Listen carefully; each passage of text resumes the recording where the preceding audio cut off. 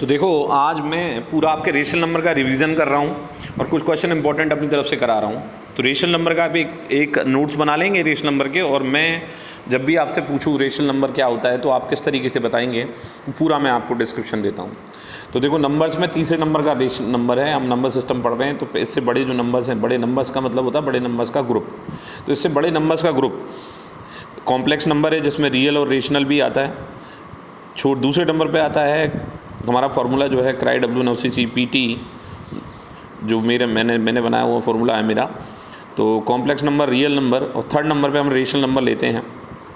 अब rational number जो है, उस रेशनल नंबर को हम क्या कहेंगे कि रेशनल नंबर, जैसे कि रियल नंबर दो तरीके के होते हैं, are two types, one is rational and the other is rational.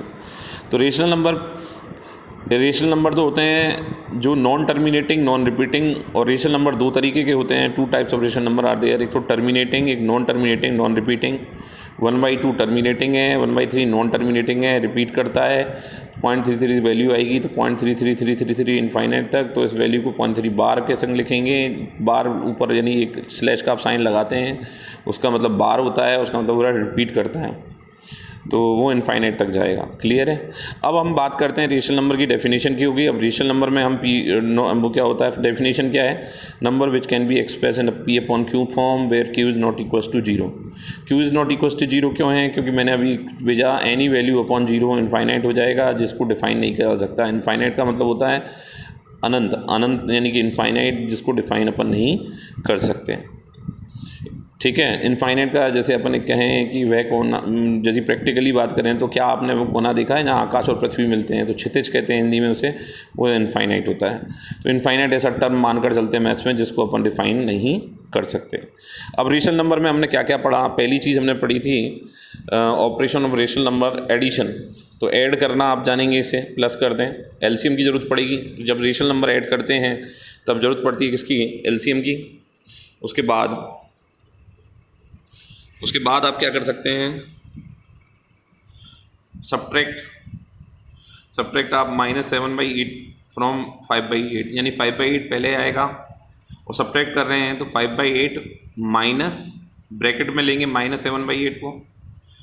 ऐसे ही सब्ट्रैक्ट -3/8 -5/4 में कर रहे हैं, तो -5/4 पहले लेंगे, फिर माइनस का साइन लगाएंगे और ब्रैकेट में -3/8 लिखेंगे।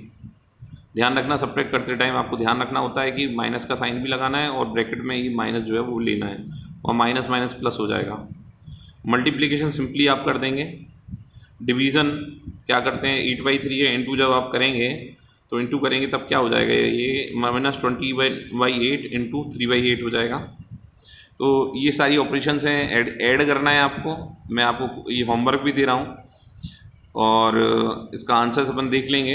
आपको क्वेश्चंस में दिक्कत हो तो बता देना। ऐड करना है, फिर सब्ट्रैक्ट करना है, फिर मल्टीप्लाई और डिवीज़न। तो पहला पार्ट है ये, इसे कहेंगे operation on rational number. Rational number start करेंगे तो मैं आपसे पूछूंगा, तो सबसे पहले ऑपरेशन ऑन रेशनल नंबर, इसमें एडिशन, सब्ट्रैक्शन, मल्टीप्लिकेशन और डिवीज़न। सेकंड पार्ट पर आते हैं, properties of rational number.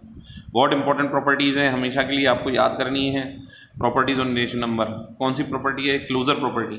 Closure property क्या होती है? क्लोजर प्रॉपर्टी आप सिंपल यदि उस शब्दों में समझें तो हम इसका क्रम चेंज कर देते हैं, यानी कि A+B को B+A, यानी कि A को पहले लिख रहे हैं और B को पहले लिख रहे हैं। तो किन किन कंडीशन में यदि आप इनका चेंज नहीं करते हैं, क्या यदि आप इनकी वो चेंज नहीं करते हैं, पोजीशन चेंज नहीं करते हैं, तो अंतर नहीं आता। तो दो केसेस में अंतर नहीं आता। पहला केस है A+B और दूसरा केस है A×B। मल्टीप्लिकेशन और एडिशन में क्लोजर प्रॉपर्टी में कोई चेंज नहीं आ रहा, जबकि सब्ट्रैक्शन और डिवीज़न में क्लोजर प्रॉपर्टी में चेंज आता है। जैसे आप एग्जांपल 1+2 = 2+1 = 3 हो जाएगा।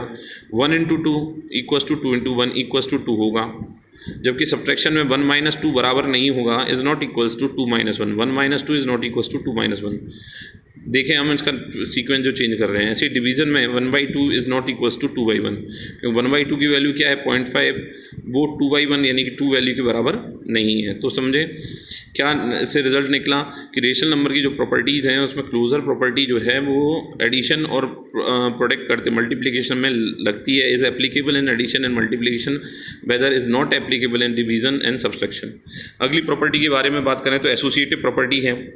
इसमें अपन 3 डिजिट्स लेते हैं, A+B+C is equals to B plus C plus A, ये कोई भी आप नंबर ले सकते हैं। यहाँ आपने वेरिएबल लिए हुए हैं, ए बी सी क्या है, इधर वेरिएबल की तरह बिलीव कर रहे हैं। मैथ्स में दो वैल्यूज़ होती हैं, एक कांस्टेंट होती है और एक वेरिएबल वैल्यू होती है। तो ये वेरिएबल है, इसमें अपन कुछ भी लिख सकते हैं। ए की वैल्यू क्या है, बी की क्या है, सी की क्या है। इनको प्रूव करने के लिए आप ए को 1, बी को 2 और सी को 3 लेकर भी आप इस सारी प्रॉपर्टी को प्रूव कर सकते हैं।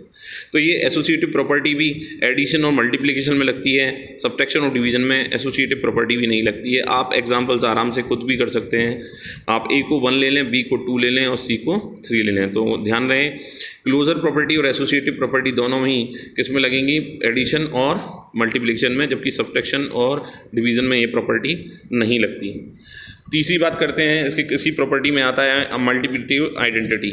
मल्टीप्लिकेटिव आइडेंटिटी, किसी का भी मल्टीप्लिकेटिव आइडेंटिटी जो होता है वो रेशनल नंबर होता है। वन इज़ द किसी भी डिजिट की मल्टीप्लिकेटिव आइडेंटिटी जो है वो 1 होती है। 1 is the multiplicative identity for rational number. Rational number के लिए मल्टीप्लिकेटिव आइडेंटिटी क्या होती है, 1।